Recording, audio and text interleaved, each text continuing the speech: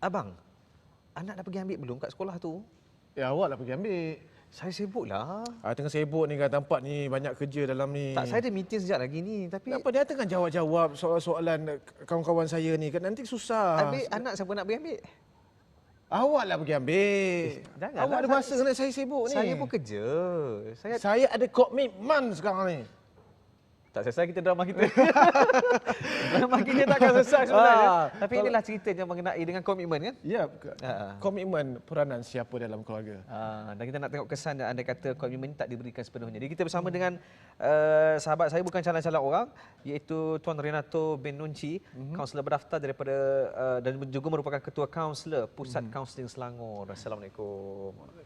Apa khabar? Sihat. Lama kita tak jumpa ya. Alhamdulillah. Okey. Kalau tengok tadi lakonan kami tadilah, yang tak seberapa kan. dia hebatlah, saya tak seberapa lah kan. Tapi situasi ni benar-benar berlaku. Jadi adakah ini salah satu isu dalam komitmen keluarga? Sebenarnya dalam berkeluarga ini ramai orang tersilap. Pada peringkat awal selepas diijab kabulkan pun pasangan menganggap mereka tetap akan bahagia. Selepas bernikah ataupun diijab kabulkan, mereka memikirkan selepas diijab kabul tu mereka akan bahagia, tapi sebenarnya itu adalah salah satu kesilapan yang besarlah dalam berkeluarga. Sebab selepas kita diijab kabulkan, kita akan melalui beberapa proses dalam kekeluargaan, dan salah satunya adalah komitmen lah. Komitmen dalam berkeluarga itu. Tetapi sebelum kita mencapai kebahagiaan dalam berkeluarga, kita perlu melalui beberapa fasa. Fasa yang akan dilalui oleh pasangan lah. Sebentar lagi mungkin kita akan bincangkanlah fasa tersebut. Sebenarnya ada beberapa fasa. Mungkin akan diuraikan sebentar lagi lah. Okey. Maksudnya yalah, maksudnya anggapan kita, sebab sejarah mungkin kebanyakan orang dia mungkin terlalu ditayangkan cerita-cerita yang begitu indah. Betul. Dan hakikat sebenarnya ada benda yang kita perlu lakukan untuk mencapai kebahagiaan tersebut kan. Jadi okey, mungkin kita boleh terus kepada fasa dia. Apa sebenarnya fasa yang akan dilalui oleh sepasang suami isteri lah apabila mereka mula diijab kabulkan? Okey, dalam berkeluarga ataupun perkahwinan, fasa tersebut sebenarnya ada 5. First, apabila diijab kabulkan, dah tentu kebahagiaan semata-mata. Fasa ini dinamakan sebagai fasa honeymoon lah. Biasanya tempoh dia dalam tempoh 3 bulan ke setahun. Mereka akan merasai kebahagiaan sebab fasa keindahan semua. Keindahan semata-mata. Okey. Fasa yang kedua dinamakan sebagai fasa saling mengenali ataupun membina kepercayaan.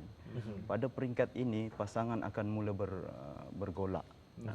Sebab sebelum ini mungkin mereka tak tahu pasangan mereka siapa. Selepas bernikah, selepas berkahwin, berkeluarga, barulah mereka tahu. Selama ni jumpa pun semua make up. Selama ni jumpa pun semua make up tebal kan. Bila dah tak ada make up lain. Yang balik rumah, ini siapa ni? Ada lain pula. So, kesilapan besar berlaku apabila dalam tempoh ini pergaduhan, pertelingkahan dianggap sebagai permulaan semakin jauh. Sebenarnya itu adalah proses saling mengenali dan membina kepercayaan, yang mana sebelum ini kita tak tahu pasangan kita. Macam mana dia punya tingkah laku, macam mana dia punya emosi dan sebagainya.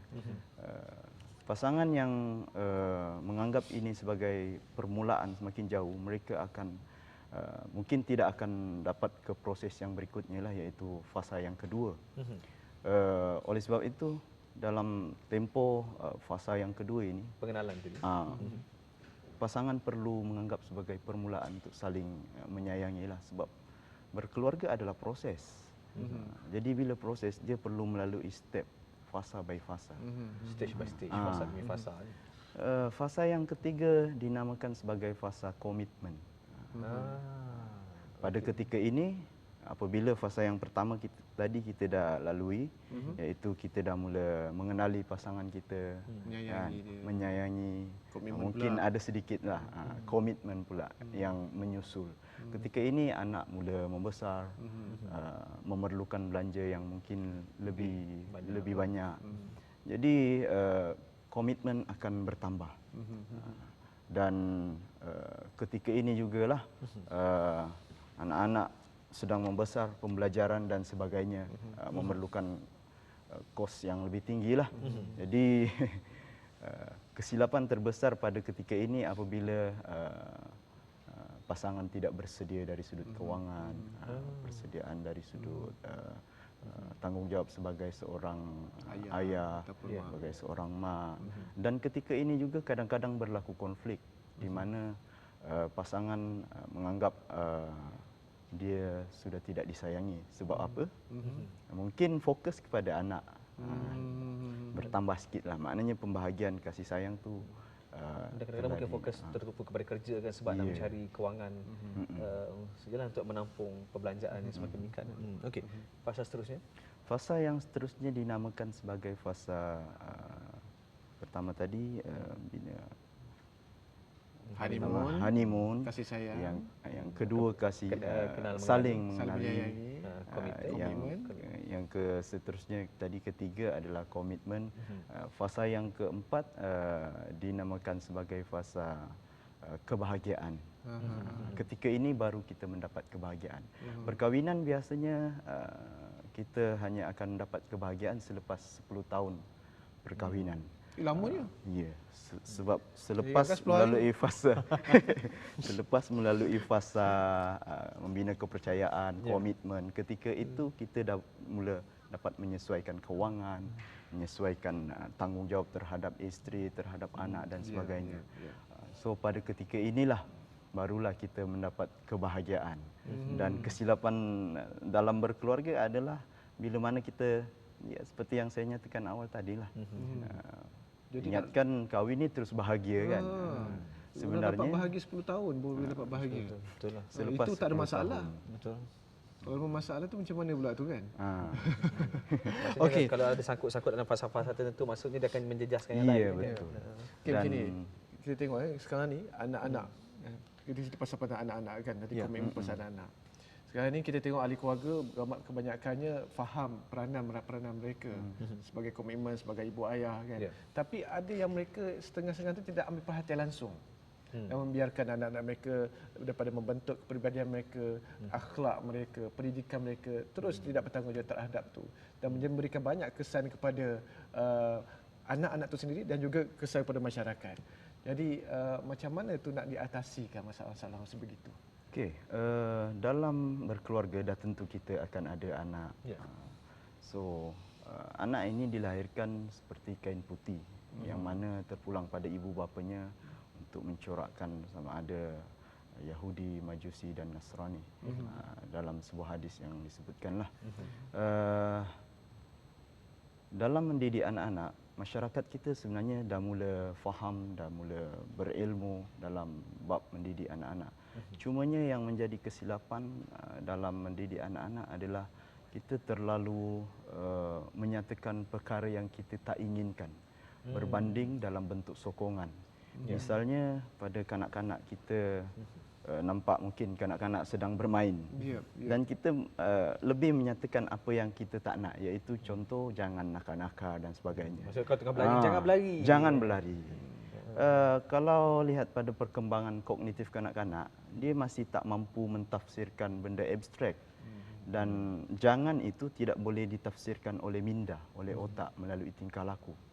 Tetapi bila kita berkata jangan nakal, nakal boleh ditafsirkan oleh otak melalui tingkah laku. Sebab tu dia mungkin lebih nakal.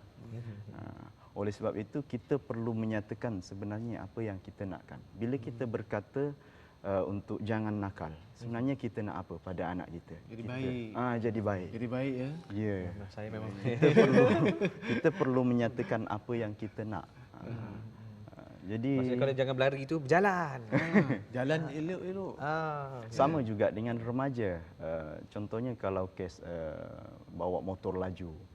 Kita mungkin lebih menyatakan supaya jangan bawa motor laju-laju.